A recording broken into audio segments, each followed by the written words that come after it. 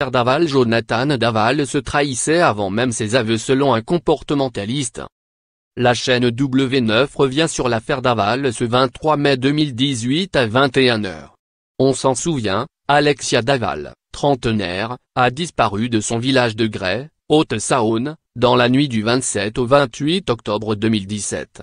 Son jeune mari informaticien, Jonathan Daval va, aux côtés des parents d'Alexia, multiplier les prises de parole et pleurer avant d'avouer, fin janvier 2018, avoir assassiné son épouse lors d'une dispute.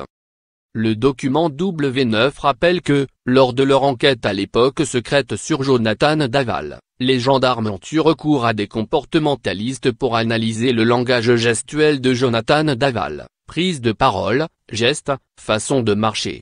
Impossible évidemment d'en appeler aux experts qui avaient travaillé pour les enquêteurs, l'affaire Daval n'est en effet pas encore jugée.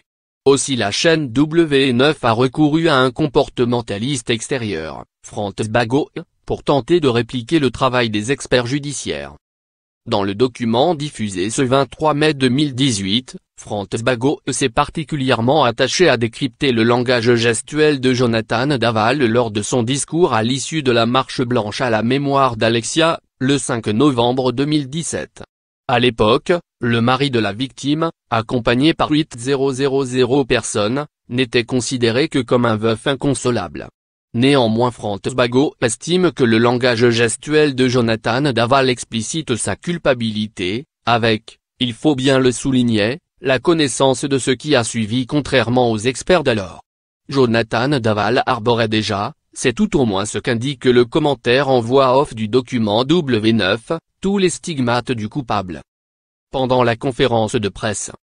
Mais, avant même la prise de parole après la marche blanche, Franz Bagot estime que le langage corporel de Jonathan Daval est déjà parlant lors de la première conférence de presse du futur mis en examen aux côtés des parents de la victime. Jonathan Daval, exprime sa tristesse qui est réelle, mais on a aussi une bouche en huître. Vous avez un retrait labial qui est typique des propos qui sont retenus. Et qui est confirmé ensuite par la langue qui sort subrepticement et qui re-rentre ensuite pour ravaler ses mots. Analyse le comportementaliste. Avant le discours.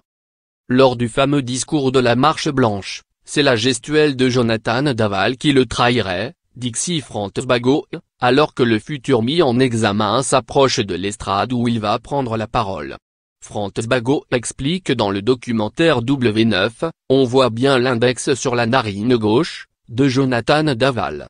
Là il sait que la situation va être complexe à gérer. Et donc, pour le coup, il ne la sent pas. Il place cet index-là. Ensuite il va se préparer mentalement, il va être exposé au regard de tout le monde donc on a une moue de peur. Avec la bouche qui s'ouvre avec un petit rictus sur la lèvre supérieure gauche qui s'élève et les dents du bas qui sont apparentes.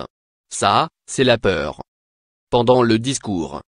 Mais selon l'expert missionné par W9, c'est au moment de la prise de parole de Jonathan Daval le 5 novembre 2017 que ces gestes l'accablent Franz Bagot, là, il se livre.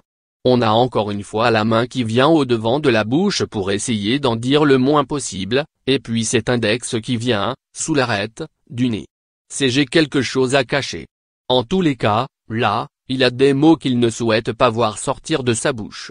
Le geste va être répété non plus avec sa main, mais avec la feuille de papier, du discours. Il en a dit, il l'espère, le moins possible, pour ne pas se trahir. Jonathan Daval n'est pas encore jugé et l'instruction n'est pas encore close. Le mis en examen est pour l'instant incarcéré dans une aile de la maison d'arrêt de Dijon dévolue au service médico-psychiatrique régional. Diaporama réalisé par Sandrick Vasseur.